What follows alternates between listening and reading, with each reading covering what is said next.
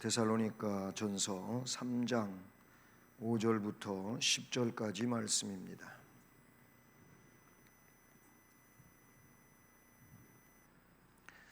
데살로니가 전서 3장 5절부터 10절까지입니다. 우리 말씀을 같이 봉독하며 봤습니다.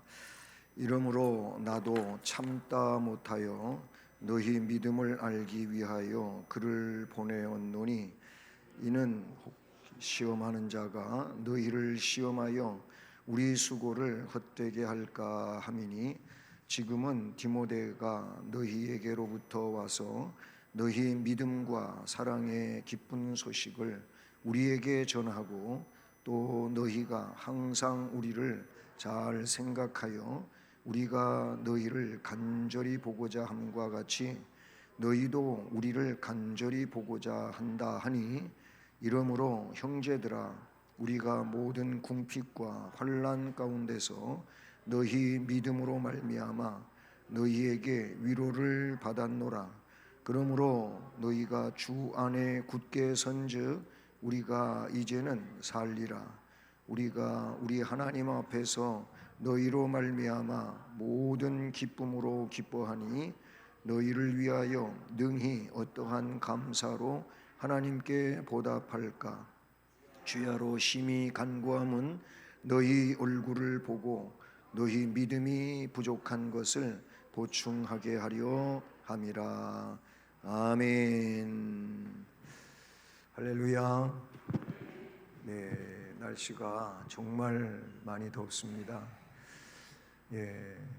그래도 수원은 다른 데보다 온도가 덜 올라가는 걸로 그렇게 예보상으로 나오고 있죠. 다른 여타 지역에는 막 39도 이상 올라가는 데도 있고요. 또 38도 이상 사람 체온보다도 더 높은 이런 온도로 어제도 올라갔다고 그렇게 뉴스에 나오더라고요. 밖에서 일하다가 또 일사병으로 폭염에 사망하는 이런 일도 적지 않이 생기고 있는 이런 때입니다. 예배당 안도 좀은 덥죠. 밖에보다는 많이 괜찮죠. 괜찮아. 어쨌든 이런 상황 중에 예배에 오신 여러분 모두에게 이 시간도 주님의 말씀에 의한 심령의 은혜와 복이 함께하는 이런 복된 시간 되기를 우리 주님 이름으로 축복합니다. 오늘은 이 지난 시간 그 바울 사도의 소원에 이제 이어서 바울의 기쁨에 대해서 살펴보려고 합니다. 이제 세 번 다음 시간까지 이렇게 연결을 시켜 보면 바울의 소원이 있었고 오늘은 바울의 기쁨이고, 그래도 바울은 또 기도하는 바울의 간구에 대해서 또 그 다음 시간에는 이렇게 살펴보게 됩니다. 우리가 앞에서도 말씀을 들었지만은 오늘 말씀에도 그 1절 말씀이 다시 한번 나오죠. 1절에 보면 이러므로 우리가 참다 못하여 우리만 아덴에 머물기를 좋게 생각하고 2절에서 우리 형제 곧 그리스도의 복음을 전하는 하나님의 일꾼인 디모데를 보내노니 왜 보내느냐? 이는 너희를 굳건하게 하고 너희 믿음에 대하여 위로함으로 환난 중에 있지만은 그러나 그 환난이 너희의 믿음을 무너뜨리지 못하게 하고 오히려 더 잘 세워지기를 원해서 디모데를 보낸다라는 그런 말이죠. 다시 오늘 5절 본문에 보면 이러므로 나도 참다 못하여 너희 믿음을 알기 위해서 그를 보내었노니 이는 혹 시험하는 자가 너희를 시험하여 우리 수고를 헛되게 할까 함이니 보내었었다고 그랬어요. 그런데 오늘 본문에 보내었던 디모데가 6절에서 지금은 디모데가 너희에게로부터 왔다. 이제 디모데가 그 데살로니가의 상황을 잘 살피고 그리고 다시 이제 왔다 이런 말이 6절에 나오고 있죠. 너희 믿음과 사랑의 기쁜 소식을 우리에게 와서 전하고 너희가 항상 우리를 잘 생각하여 우리가 너희를 간절히 보고자 하는 것처럼 너희도 우리를 그렇게 간절히 보고자 마음에 그 마음을 가지고 있다고 하니 너무나도 기쁘다. 거기에서 오늘 이제 말씀 제목이 유추됐는데요. 바울의 기쁨은 자기는 환난을 당해도 핍박을 받아도 문제가 되지 않고 이제 복음이 증언되고 그래서 세워진 교회가 굳센 믿음으로 세워지고 또 이렇게 사도에 대한 애정을 갖고 있다고 하는 그 자체로만도 너무 기쁜 거죠. 예, 지금 바울이 어려움이 없는 게 아니에요. 모든 상황이 다 아주 좋은 상황에 있는 게 아니에요. 아덴에서는 아테네 그 지역 자체에서도 심한 어려움을 겪고 고린도에서는 고린도에서의 대로 그러고 다시 이제 고린도까지 갔다가 돌아오는 거예요. 안디옥 교회로 돌아오는데 돌아가는 여정도 역시 그에게는 복음을 증언하는 자에게 주어지는 박해가 계속 뒤따르고 어려움이 있는 거예요. 정말 예수님 말씀처럼 십자가를 지고 주님을 따라가는 그런 여정이라고 볼 수가 있어요. 그럼에도 불구하고 데살로니가 교회가 지금 안정 속에 있다는 거예요. 외부적으로 박해가 없는 게 아니에요. 우리가 그 앞에 4절을 보면은요, 우리가 너희와 함께 있을 때에 장차 받을 환난을 너희에게 미리 말하였는데 과연 그렇게 된 것을 너희가 아느니라. 너희들에게 있을 때 그때 예수 잘 믿으려면 환난 받는다, 박해 받는다, 그 얘기를 미리 해줬었는데 지금 실제로 그 환난이 그들에게 가해지고 있는 거예요.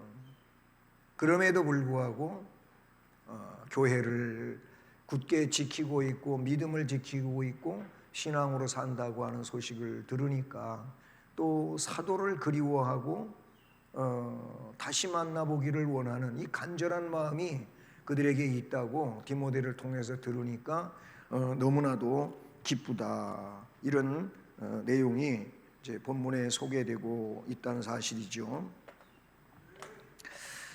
자, 그래서 오늘은 이 바울의 기쁨이라고 하는 제목 아래서 말씀을 살펴보고자 합니다.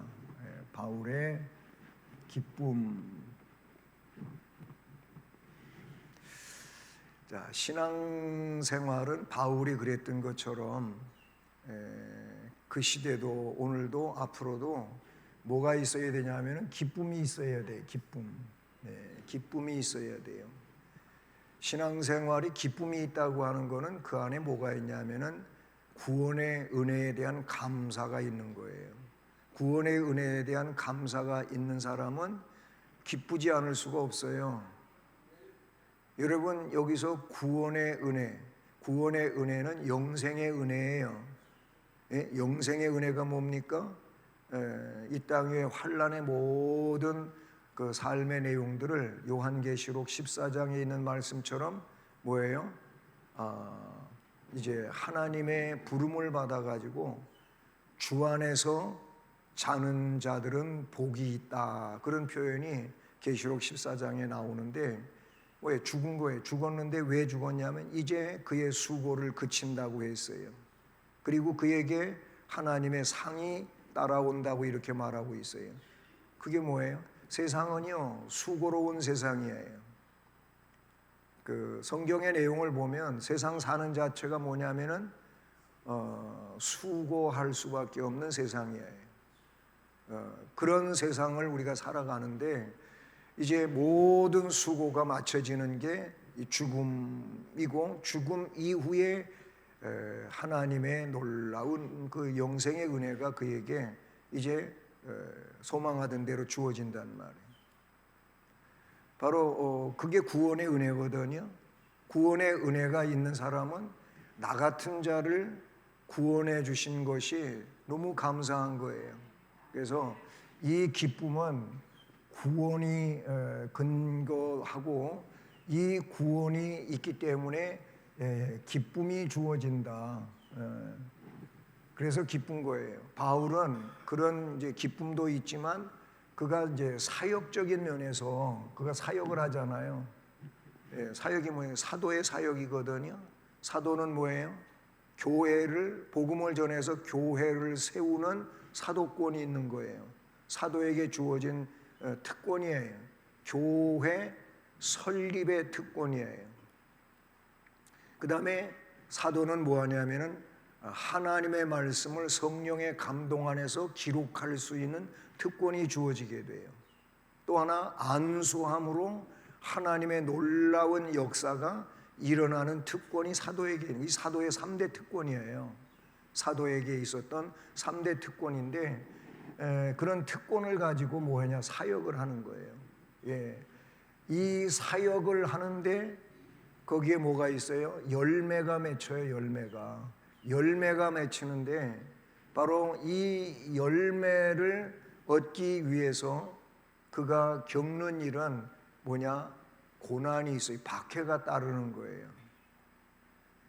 박해가 있지만 이 사역을 감당하는데 박해가 있다 그 말에 박해가 있음에도 불구하고 박해를 감당해 가면서 그 사명을 감당할 때 열매가 맺혔다 그 얘기예요.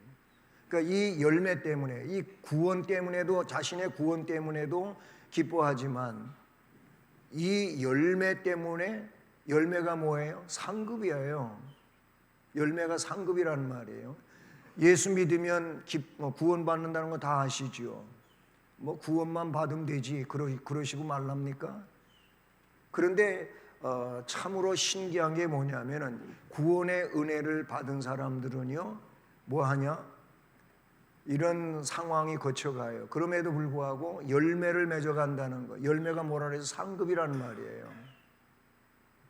우리의 신앙생활은 이 구원에 대한 것을 근거로 해서 기쁨으로 뭐해? 직분을 감당하는 거예요. 믿음 생활을 하는 거예요. 그러면 그 기쁨으로 감당하는 봉사 혹은 믿음 생활이 열매를 가져. 이 열매가 장차 행한 대로 갚아주시는 주님께로부터 받는 상이라고 그렇게 볼 수가 있다는 얘기죠. 기쁨을 가져요. 자, 그러면 오늘 말씀을 볼 때 이제 이건 그런 것들은 전제되는 내용이고 뭐 때문에 그렇게 기쁨이 될 수 있냐라는 거예요. 그러니까 지금 데살로니가 성도들을 근거로 해서 이 말씀들이 계속 기록되고 전진되어 가는 거잖아요. 이들에게 뭐가 있었냐면은 변함이 없는 뭐가 믿음이 있었다는 거예요.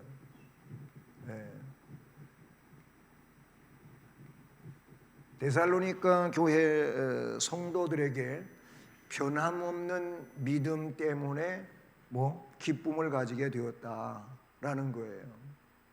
여러분 우리가 세상의 내용은 외적인 거거든요. 세상이 우리에게 압박해오는 이런 모든 것들은 전부 외적인 거예요. 외적. 이게 내적인 게 아니에요. 내적인 건 뭐냐면은 내 안에 있는 은혜예요. 내 안에 있는 믿음이에요. 내 안에 있는 이 믿음과 은혜가 뭐예요? 충만하면, 견고하면 외적인 문제는 문제가 되지를 않아요. 내적인 것이 문제가 될 때 외적인 것이 문제가 되는 거예요. 그런 얘기 혹 들어보셨을 거예요. 문제가 되는 것은 그 사람에게 문제가 있다는 거예요. 맞잖아요, 그렇죠? 문제가 되지 않는 것은 내 안에 문제가 없는 거예요. 즉 문제가 없다고 하는 것은 그 문제를 어떻게 해결할 수 있는 능력이 내 안에 있는 거예요. 그 은혜가 내 안에 있는 거예요. 이게 뭐냐면은 구원의 은총이고 성령의 역사거든요. 자, 변함이 없다고 하는 것은 내적인 문제예요. 내적으로 성령 안에서, 말씀 안에서, 은혜 안에서 강해지면 뭐예요? 믿음이 흔들리지를 않아요. 믿음이, 이게 내적인 문제라는 말이죠. 믿음이 흔들리질 않아요. 그런데 내 안에 이것이 온전하지 못할 때에는 결국 뭐예요? 외부적으로, 물리적으로 닥쳐오는 이것들이 나를 요동을 시키는 거예요. 흔들어 놓는 거예요. 결국 그렇게 해서 어떻게 해요? 믿음을 온전히 가질 수가 없어요. 변함이 없다 그 말이에요. 변함이 있을 때에는 믿음이 온전할 수밖에 없는, 온전하지 못한다 그 말이에요. 그러나 이 데살로니가 교회 성도들은 믿음이 변함이 없었어요. 변함이 없는 믿음으로 살고 있었다. 그런 내용이죠. 여러분, 이 믿음이라고 하는 것은 기쁨의 근거가 돼요. 예. 기쁨의 근거가 된다.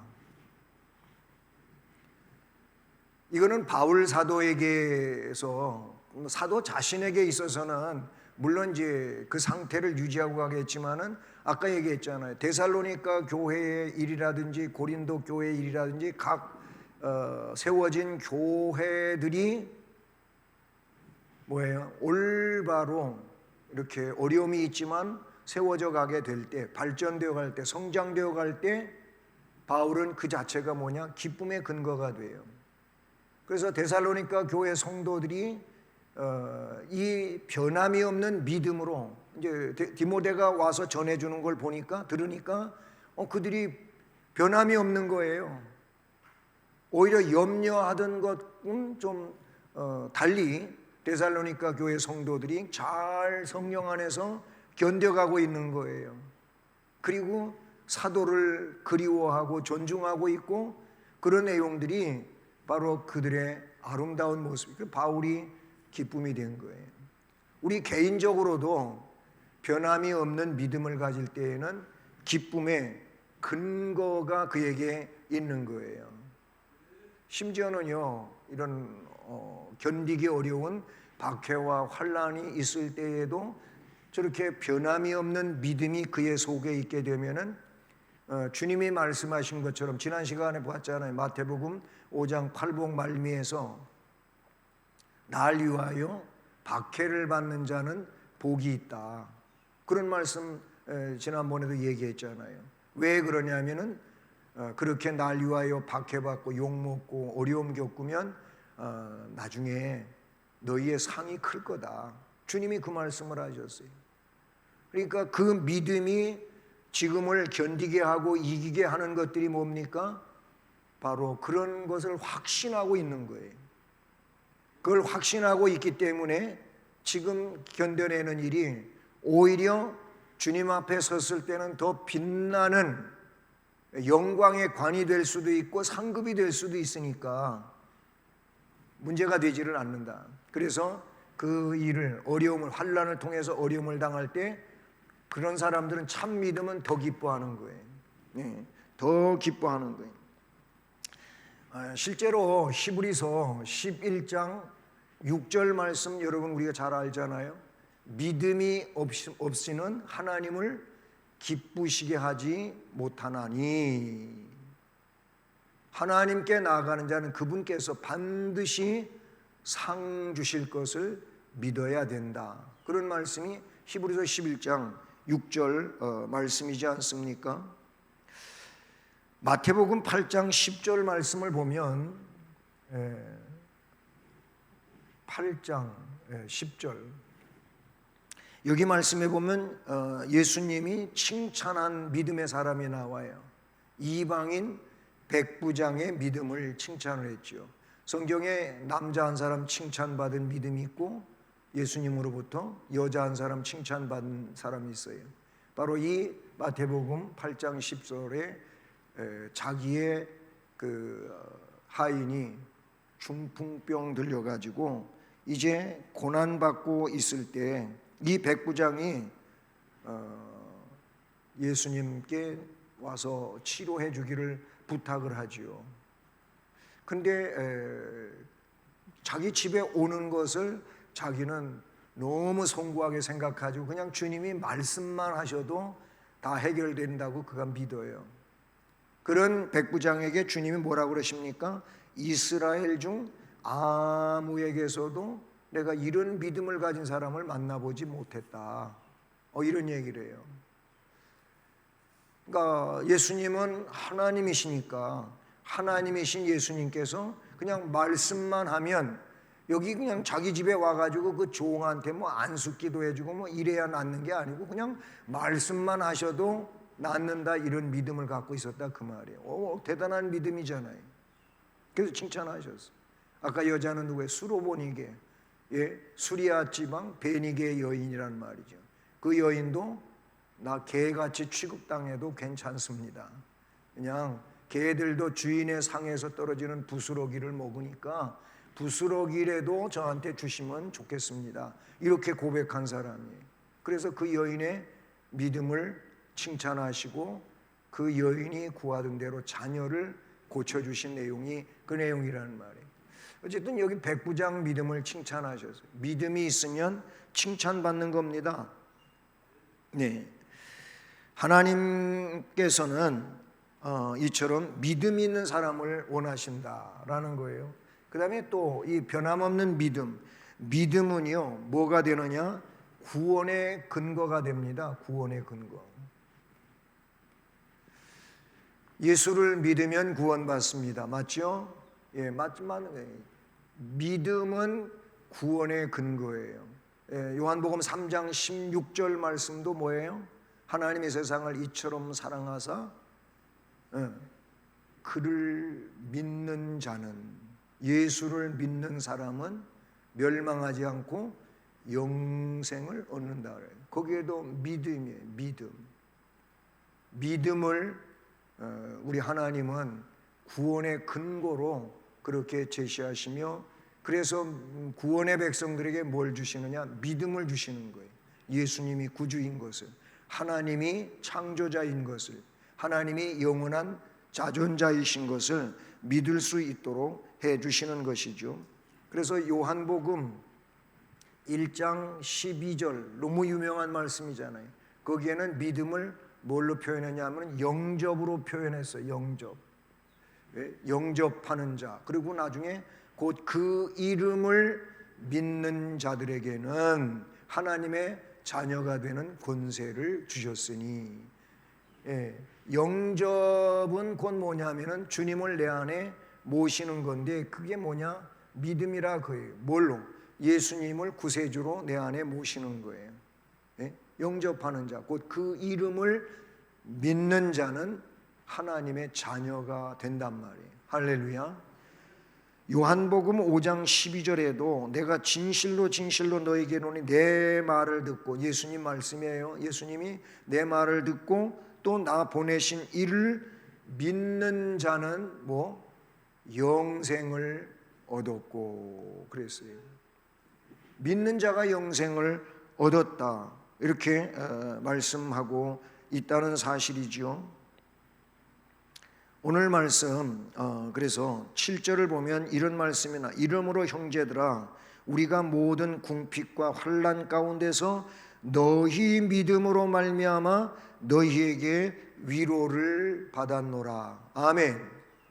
지금 데살로니가 교회 소식을 디모데 신라하고 함께, 지금 거기 신라 이름이 오늘 말씀에 나오지 않지만 사도행전을 보면 신라와 디모데가 함께 묶어져 나오고 있는 것을 봐요. 사도행전 17장 14절에 형제들이 바울을 보내어 바다까지 가게 하되 신라와 디모데는 아직 거기 머물더라, 이런 말씀이 나오지요. 그리고 사도행전 18장 5절에 신라와 디모데가 마게도냐로부터 내려오매, 데살로니가로부터 내려오매, 사도행전 18장에는 이제 그들이 왔다고 하는 이런 얘기가 나오고 있어요. 그런데 궁핍과 환난 가운데서 너희 믿음으로 말미암아 너희로부터 우리가 지금 위로를 받고 있다, 힘을 얻고 있다, 마음이 평안해지고 있다, 그런 내용이 오늘 7절 말씀이라면, 거기에도 너희 믿음으로 말미암아. 믿음은 구원의 근거가 되고, 믿음은 하나님의 자녀가 되는 권세를 가지게 하는 것인 줄로 믿습니다. 그래서 바울 사도는 하박국 2장 4절을 인용해 가지고 로마서 1장 17절, 아주 유명한 마틴 루터가 이제 캐톨릭 사제에서 개혁교회의 목사가 되는 그 기준이 뭐냐면 바로 이 로마서 1장 17절이에요.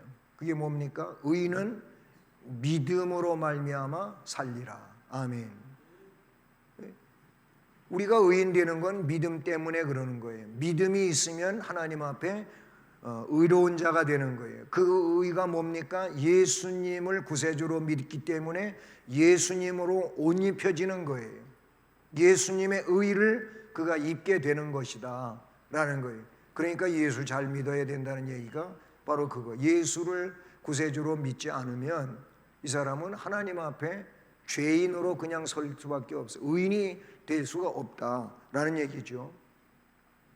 그 다음에 크게 두 번째로 데살로니가 교회 성도들은 이렇게 믿음이 있어서 바울을 기쁘게 하고, 믿음이 있어서 그들이 은혜의 길을 갈 수 있었을 뿐만 아니라 그들에겐 또 뭐가 있었냐면은 변하지 않는, 이 변함이 없는 사랑이 있었어요. 변함이 없는 사랑.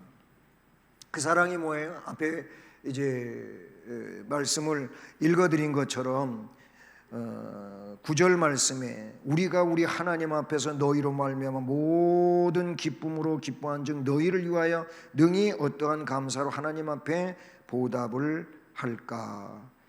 주야로 심히 간구하면 너희 얼굴을 보고 너희 믿음이 부족한 것을 보충하려고 한다. 9절 10절에 이렇게 나오고 있지 않습니까? 근데 여러분 6절을 보십시오. 지금은 디모데가 너희에게로부터 와서 너희 믿음과 사랑의 기쁜 소식을 우리에게 전하고, 또 너희가 항상 우리를 생각하여 우리가 너희를 간절히 보고자 함과 같이 너희도 우리를 간절히 보고자 한다 하니, 이 말 자체가 뭐냐면 바울을 사랑하고 있다고 하는 거예요. 예? 지금 바울은 이미 앞에서 뭔 얘기했냐면 너희들을 떠난 것은 얼굴로 떠나 있는 것이지 육체적으로 지금 멀리 떨어져 있는 것이지 우리의 마음은 이렇게 멀리 떨어져 있어도 그때나 지금이나 똑같다, 그런 말을 하죠. 마찬가지죠. 이 데살로니가 교회 성도들도 바울이 너무 보고 싶은 거예요. 예? 그래서 보기를 간절히 사모한다고 그렇게 말씀하고 있지 않습니까? 여러분, 보기 싫은 사람은요 가까이에 있으면은 외면을 해요. 보기 싫은 사람. 우리 성도들은 그러면 안 되는데 이게 사람들 속에 있는 거예요. 그 사람 쳐다보기도 싫어. 아니, 난 저 사람 쳐다보기도 싫어. 아니, 꼴도 보기 싫다고 그런 말도 있잖아요. 예? 그래요. 그 사람이 차라리 눈에 안 보이면 내 속이 편해. 내가 그렇다는 게 아니고 사람들이 그런단 말이요. 그렇잖아요. 그런데 보고 싶은 사람은 언제 만나지? 며칠 약속을 했으면 이 날이 언제 가지? 그런다는 얘기예요. 왜 그러냐면 서로 성도 안에서 그렇게 관계되어진 사랑이 그 속에 녹아져 있기 때문에 그래요. 보고 싶은 거예요. 보고 싶은 거예요. 지금 데살로니가 교회 교인들이 그래요. 바로 이 사랑이, 그들은 변함이 없어요. 변함이 없어요. 이게 참 중요한 것 같아요. 여러분, 에베소서 6장 23절이 에베소서 마지막 절이거든요.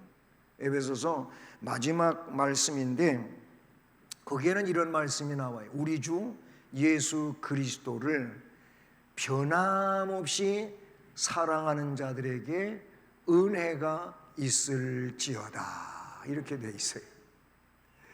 적어도 여러분 예수 그리스도를 변함없이 사랑하시면 좋겠어요. 언제까지? 죽을 때까지. 그때까지 사랑하면 끝까지 사랑한 거예요. 예?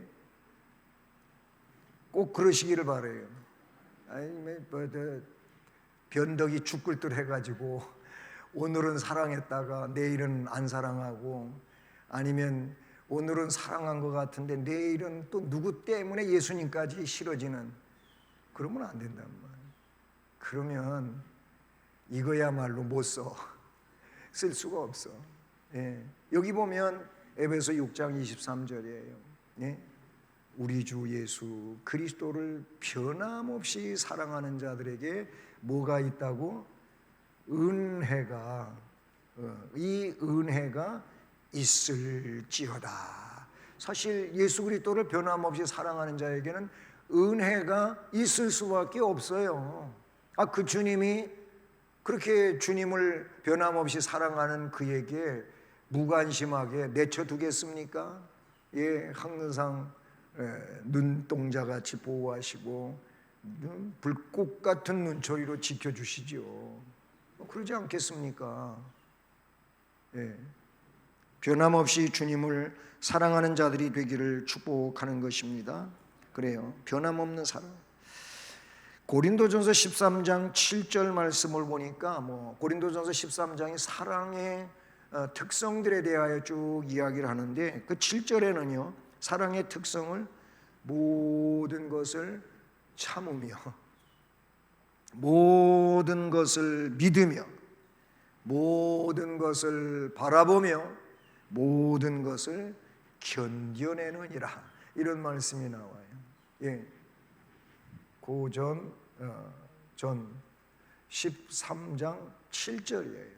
사랑은 오래 참고 온유하며 성내지 않고, 그렇게 나가다가 7절 말씀에서 사랑은 모든 것을 참는다 그랬어요. 여기서 모든 것을 참는다고 하는 것은 뭐겠어요? 환경적인 면이라고도 말할 수가 있는 거예요. 네, 내게 둘러싸인 모든 환경, 정말 주님을 사랑하고 주의 백성으로서 교회를 사랑하면은 모든 것을 뭐 해야 돼? 참아야 돼. 참아야 돼. 예, 옛말에 인내하는 인자가요, 참을 인자라 그러잖아요. 참을 인자가 3개면은 살인도면 한답니다. 예, 그런데 사람들이 참을 인자가 3개를 모으지를 못해. 요새 무슨 통닭집 아니면은 짜장면집 배달 음식 시켜 먹으면서 쿠폰들은 열심히 잘 많아. 근데 여러분, 참을 인자 좀 3개까지는 잘 모으세요. 아니 2개까지 모았다가 그냥 아주 쪽박 뒤엎듯이 그냥 엎어버리면은 뭐 어떻게 됐다는 거예요? 예, 그 말이 괜히 생겨난 게 아니에요. 참을 인자, 1번 참고 2번 참고 3번만 참으면 승리할 수 있다는 거예요. 모든 것을 참고 모든 것을 믿어야 돼요. 모든 것을. 우리는 다른 건 몰라도 주님의 약속은 100% 믿어야 되잖아요. 모든 것을 믿고 모든 것을 바라봐야 돼. 소망이 흔들리질 말아야 돼. 그리고 모든 것을 어떻게 견뎌내야 돼. 참는다고 하는 것과 같은 맥락에 있을 수 있겠지만은 견뎌내야 된단 말이죠. 여러분, 변함없는 사랑 때문에 또 받은 은혜를 그들은 잊어버리질 않았어요. 예, 이 은혜, 받은 은혜, 이 은혜를 잊지 않았다. 받은 은혜를 잊지를 않았어요. 여러분, 은혜를 이제 항상 간직하는 게 굉장히 중요한 것 같아요. 근데 은혜를 간직하지 못하는 상태를 우리는 뭘로 표현하냐면 쏟아버린다 그러잖아요. 은혜를 쏟는다 그러잖아요. 예, 쏟아버린, 예, 그릇에서 쏟아진 물은 다시 담을 수가 없어요. 다시 담을 수. 이번 주일학교의 유초등부 성경학교 때도 옛날에 하던 그런 것들을 하는데, 나 그 조금만 지켜보다가 결과에 대해서는 어떻게 판정을 내리는지 그건 모르겠는데, 예, 이쪽에 큰 물 다라이를 갖다가 놨어요. 그래 놓고 3줄로 섰더라고. 그래가지고 요만한 세수 대야 있잖아요. 세수 대야에다가 거기에서 물을 퍼가지고 머리에가 이어가지고 다음 아이한테 갖다 머리에 갖다가 이렇게 부어주는 거예요. 이제 물놀이니까 부어주는데 이게 똑바로 부어지는 게 아니니까 막 거기서 치워버리면 이제 옷이 젖기 시작하는 거죠. 젖는데 무슨 뭐 싸이가 흠뻑 쇼해가지고 그냥 뭐 비싼 그 티켓을 사고 뭐 17 여기 월드컵 경기장에서 얼마 전에 했어요. 뭐 17만 원인가 그런데. 근데 사람들이 구름대 같이 몰려가지고 제가 그때 왜 여기 저 아파트에 입주 예배드리러 간 날이거든요. 못 들어가게 하는 거 우리 차를. 그래서 왜 못 들어가게 하냐고. 우리 잠시 들어가서 사람만 내려주고 나갈 거라고 신방대원들 내려주고 나갈 거라는데 못 들어가게. 여기 싸이가 와가지고 막 주차시켜 아무 사람이나 와서 주차시켜놔서 외부인 절대 못 들어오게 지시가 내려왔다니 경비하시는 분이. 그래서 우리 그런 사람들은 아니고 여기 교인 예배드리러 왔는데 우리만 내려주고 가고 이따가 또 점심 먹으러 가려고 차 태우러 올 거라고 그런 사람들. 그래서 열어줘서 들어가긴 했거든. 아니 싸이 온다고 주차를 아무데나 해가지고 그래서 주차장 못 쓰면 되는 거예요. 흠뻑 쇼래나 뭐래나 그러면서 애들이 이래가지고 세 줄로 서가지고 물 퍼가지고 다음 사람 해주고 또 다음 사람 해주고 다음 사람 해주고 이런 걸 하더라고요. 옛날에 그런 거 했잖아요. 주일학교에서를 많이 하고 또 야외 가면 그런 게임도 하고 그랬는데 그래가지고 대야에 물이 제일 많이 남은 사람이 이기는 거예요. 안 쏟아지게. 그런데 그게 안 쏟아질 리가 없지요. 네. 그전에는 게임할 때 그렇게 안 하고 여기서 여기 이렇게 갖다 부어주는 게 아니고 저기 반환점 돌아와가지고 다음 사람한테 이렇게 쏟아주고 걔가 또 뛰어갔다가 와가지고 그래서 나중에 세숫대에 물이 하나도 없는 사람도 있어요. 은혜를 여러분 그렇게 쏟아버리지 말길 바랍니다. 은혜 쏟는 얘기하다 그 얘기했는데 은혜를 간직해야 돼. 잊지 말아야 돼. 그냥 그릇에 담고 있어요. 친한 사람이 또 그냥 긁어댄다고 발칵 해가지고서 쏟질르지 말고, 그러잖아요. 막 사투리다가 그냥 화가 나게 부해를 질러버리면은 금방 또 질르느라고 얼굴 뻘개져 갖고 그래가지고 은혜가 쏟아져. 그러면 안 됩니다. 우리는 변함없는 믿음을 가지고 변함없는 또 사랑을 가지고 살아야 된다라는 거예요. 마지막으로 무엇보다도 뭐 해야 되느냐? 주님 주 안에 더욱 굳게 섭시다.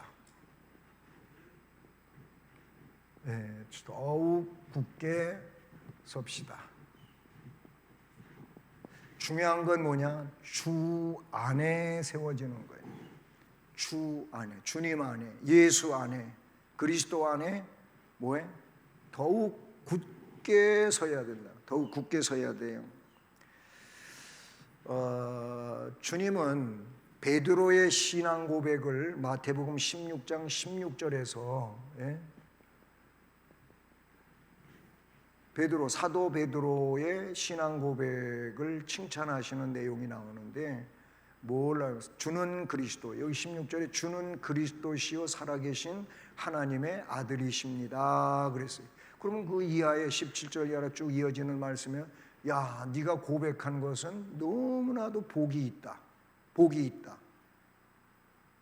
너같이 이렇게 복 있는 신앙 고백을 하면 내가 천국 열쇠를 준다. 그런데 이런 신앙 고백은 뭘로 이야기를 하고 있냐면은 반석으로 거기 이야기하고 있어요. 반석. 그리고 이 반석 위에다가 교회를 세우는 사람은 음부의 권세가 이길 수 없다. 결국 승리한다는 거죠. 반석 위에다가 세운 신앙은 무너지지가 않습니다. 실제로 마태복음 7장의 말씀에서 예수님이 5장, 6장, 7장 산상설교, 산상보훈, 산상수훈 그 설교를 쭉 하시고 결론 부분에 가서 나의 이 말을 듣고 주님 말씀하신 거 있죠. 이 말을 듣고 지키는 사람, 이 사람은 그 집을 반석 위에다가 지은 사람과 같으니 무너지지 않는다 그랬어요. 결국 뭐예요? 반석 위에다가 믿음의 집을 지어야 안 무너지는데, 그게 뭐냐면은 말씀에 의한 삶을 사는 거예요. 말씀에 의하여 살아가는 거예요. 그게 진정한 믿음이고 그 믿음이 올바른 신앙이란 말이죠. 그런 신앙은 무너지지를 않아요. 우리가 주님 안에서 이 반석과 같은 그런 신앙을 가지고 더 굳세워져야 될 줄로 믿는 것입니다. 사도 요한은 살아있는 순교자라고 그래. 예수님의 제자 가운데 요한이 있어요. 세례 요한하고 다른 사람입니다. 이 12 제자 가운데 제일 막내, 나이적으로 막내둥이에요. 야고보와 요한 둘이 형제간이에요. 바로 근데 이 요한이 아주 굉장히 성질이 급했던 사람 중에 야고보 요한은 그래서 우레의 아들이라고 하는 별명까지 받은 사람들이에요. 그 별명이 붙여지게 된 것은 뭐 예수님 말씀에 잘 따르지 않고 조금 공격적으로 나오는 사람들이에요. 그러니까 이 야고보 요한이 뭐라 하냐면 주님, 하늘에서 불이 내려오게 해가지고 자기들이 뭐 불이 내려오게나 할 수 있담? 그렇지도 못하면서 하늘에서 불이 내려오게 하고 저 사람들 태워 죽일까요? 이랬던 사람들이에요. 근데 이 요한은 나중에 성령 받고 뭐가 되냐면은 사랑의 사람으로 달라져요. 사랑의 사람, 사랑의 사도가 돼요. 그래서 요한 서신을 보세요. 요한복음도 그런 핵심을 갖고 있지만은 요한 서신 1, 2, 3서를 보면 사랑이 주제예요. 사랑이 주제예요. 그래서 사랑하는 자들아, 우리가 서로 사랑하자. 또 우리가 하나님을 사랑하는 것은 우리가 하나님을 먼저 사랑한 게 아니고 하나님이 우리를 먼저 사랑했다. 뭐 이런 말씀들이 요한 서신에 있잖아요. 이 사랑의 사람이에요. 근데 이 사도 요한이 요한계시록도 기록하거든. 요한복음, 요한 1서, 2서, 3서 그리고 요한계시록 이렇게 그가 기록을 하게 되는데요. 요한계시록 7장 9절로 13절 여기 말씀에 보면은요, 좀 긴 말씀이지만 요약을 하면 이렇습니다. 반모섬에서 계시를 보고 들었는데 하늘에 수많은 흰옷을 입은 무리들이 나오는 걸 환상으로 봐요. 손에 종려가지를 들고 노래하는 것을 봐요. 이때 하늘의 한 장로가 이렇게 말을 해요. 이들은 많은 환난 가운데서 나온 자들이다. 동시에 어린 양의 피에 그 옷을 씻어서 쉬게 한 자들이다. 뭔 얘기입니까?